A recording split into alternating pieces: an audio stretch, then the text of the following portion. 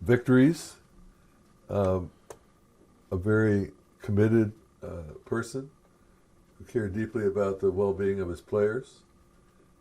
He was very well organized. He was intense. I think for his fellow coaches, he was somebody who was very challenging for them, although many went on to coaching jobs themselves. A family man. His wife was, I think the wife of any head coach is a saint automatically, just because of the way their life is lived. But she was a wonderful addition to his family and his children.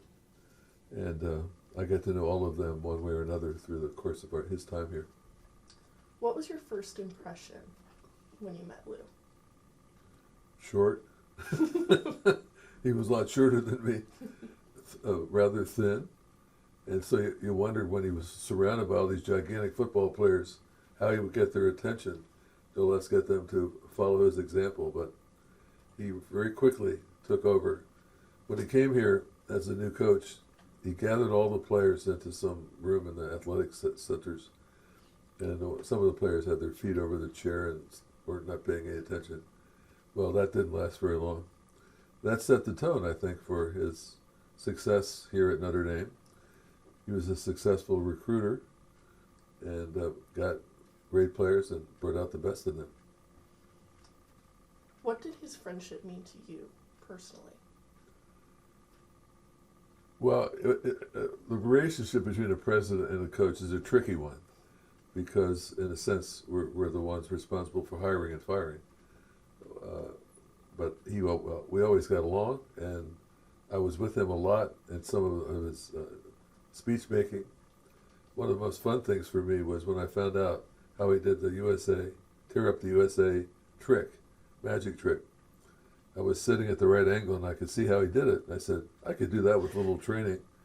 But he was able to engage people by telling an endless series of stories, many of which, of course, I heard multiple times. But he was very effective as a speech maker and fundraiser, and somebody who was very generous in working for various causes as well as for some financial gain of his own. How did he shape the culture of Notre Dame, not only as a coach but also as a leader?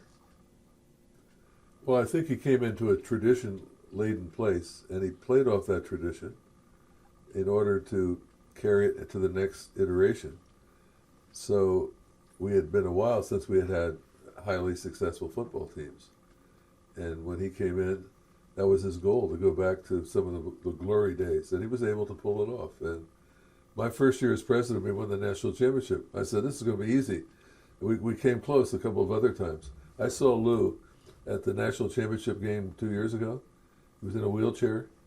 I said, Lou, you remember when we won the national championship? We won 3. They just didn't give them to us. So he hadn't forgotten what the goal was, and that he thought they weren't fair in their appraisal of whether we should have won two more times. But that's the way it is in sports. You can't always control the outcome, but you can try to do everything you can to be successful, and that's what he did. When they talk about his legacy, not only here at Notre Dame and his impact, what do you hope people remember most about him? That he was a successful football coach at multiple schools, that he acted on the highest principles, and that he brought out the best in the people entrusted to his care. So there's not much more you can say than that. It's a great, I think, an accolade. I think he'll be remembered in those terms. Some of the players, of course, have stories of how tough he was on them. I think that's the nature of football coaching. But in retrospect, they appreciate what he did and how he brought out the best in them. Okay. And is there a moment or a story that, when you think of him, it automatically comes to mind? One of the things I did with him most recently, he and his family gave money for study space on the first and second floors of the Hesburgh Library. And I was there for the dedication. I sat at the table with Lou. And he was reminiscing about a lot of different things. But my role was to thank him and his family for making this donation to the institution. although he left here and went to South Carolina, his wife is buried in Cedar Grove Cemetery, as he will as well. He's being buried here. So his heart is at Notre Dame. And I think that has been displayed in multiple ways. He always did anything Notre Dame asked him to do. And I always felt that he was a Notre Dame person at heart. And maybe that's the best I could say about him. Truly encapturing the spirit of Right. Notre Dame. That's right, yeah. And if you had to describe his impact as a person, but also on Notre Dame, you said he's a Notre Dame man at heart. What would it be? I think he was proud that we were a religiously affiliated institution. He was a Catholic himself, as is his family. He used to go to Mass a lot. He was somebody that had to travel a lot for recruiting as well as for games. And he, later on when he became an announcer, there was a certain amount of travel connected to that. After his wife died, he told me that he was giving 170 days a year to speech making for causes of one kind or another, some business, but mainly for not-for-profits. I said, Lou, how the heck are you doing that? He says, I like to keep busy.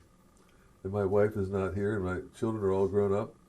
So I think he just enjoyed entertaining, saying inspiring things, and being in the limelight. And he couldn't give it up until he was incapacitated physically. Wow. For someone who didn't know Lou, or if you were a student while he was coaching, or you were a fan that came to the games, how would you just describe him overall? Was he a different person when you knew him personally? No, he was always full of energy, upbeat. His stories were always humorous, self-deprecating. When you looked at him, he said, how could you possibly have played football yourself? You don't look big enough to handle it, but he did. And I think that in that sense, he overachieved from what people might think by looking at him. That he was well-organized, disciplined, able to inspire people by his speech making, but also to get up close and personal to some football player that wasn't behaving and bring out the best in sometimes stringent terms. So he was somebody that was, by appearance, you would never have imagined that he'd be as successful as he was. So in that sense, he overachieved from the physical expectations that you might have the first time you met him. Okay. Going back to his championships, and as you said, the other two. the other two. That you could have won. He probably could have added some more if he wanted to, but at least he stuck with two. What type of hope did that bring to the football program, to the university? I think it's reestablished us as one of the major players in college football in the country.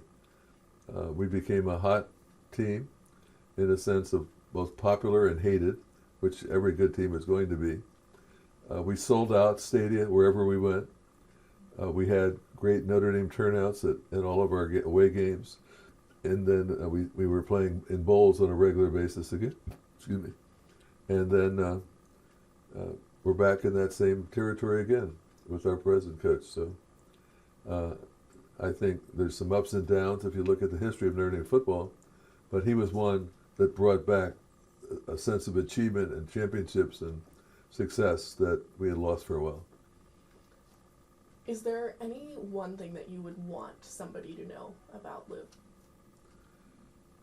When I saw him, I said, here is a Notre Dame person who has maintained his loyalty even after he left for a while, and that he and I had a good relationship, and that he was somebody that we could admire and have fun with at the same time. He was much easier to deal with after he was no longer coaching than he was when he was coaching, and I think that's the nature of the beast. The relationship between a president and a coach always has some tension to it, but overall, as I look back on it, it was a great story of success and bringing Notre Dame back to preeminence in football.